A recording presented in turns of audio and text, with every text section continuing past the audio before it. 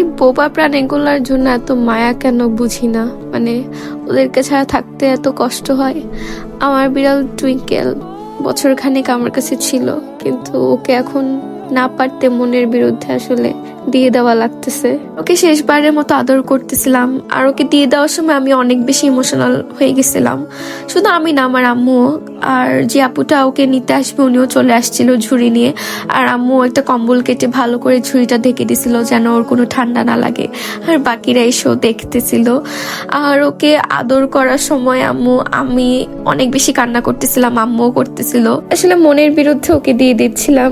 আর ওর জায়গায় ঝুড়িতে তো জ্যাক বসে গেছিল, মানে জ্যাক চলে যেতে রাজি ছিল। জ্যাককে অনেক কষ্টে ঝুড়ি থেকে বের করে আমরা টুইঙ্কেলকে ঝুড়িতে রাখি। এটাই হয়তো ওর সাথে আমাদের শেষ দেখা, যার জন্য আমরা সবাই অনেক বেশি ইমোশনাল হয়ে গেছিলাম।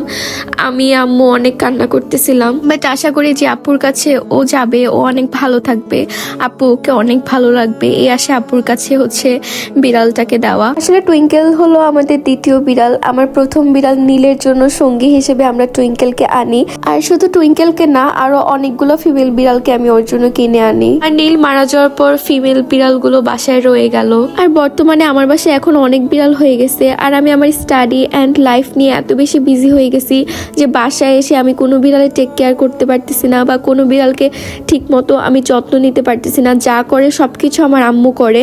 তো আমার আম্মুর পক্ষে একা এতগুলো বিড়াল সামলানো অনেক কষ্ট হয়ে যাচ্ছে। আর আমার টুইঙ্কেল অনেক শান্ত বিড়াল, তো আম্মু ঠিক করে যে ওকে একটা ভালো ফ্যামিলির কাছে দিবে। আর ওর বয়স যখন 2 মাস তখন ওকে আমার কাছে আনি। আসলে আম্মুর কথা চিন্তা করে ওকে দিয়ে দিতে হয়েছে, সামনে হয়তো বা আরো বিড়াল কমিয়ে আনতে হবে। আসলে আমার আম্মু তো কখনোই বিড়াল পালতে চায় নাই, বাট আমি বাসায় একটা একটা করে বিড়াল আনতে আনতে এখন বাসায় এত বিড়াল হয়েছে যে সবগুলোর মায়াতেই আমরা পড়ে গেছি। কিন্তু সবগুলো বিড়ালের টেক কেয়ার একটা মানুষের করা অনেক বেশি কষ্টকর। আর টুইঙ্কেল যে চলে যাবে সে নিজেও এটা বুঝতে পারছে, যার জন্য এর আগের দিন সারাক্ষণ সে আমার সাথেই বসেছিল। আর এখন এই ছবি আর ভিডিওগুলোই শুধু ওর স্মৃতি হিসেবে থাকবে।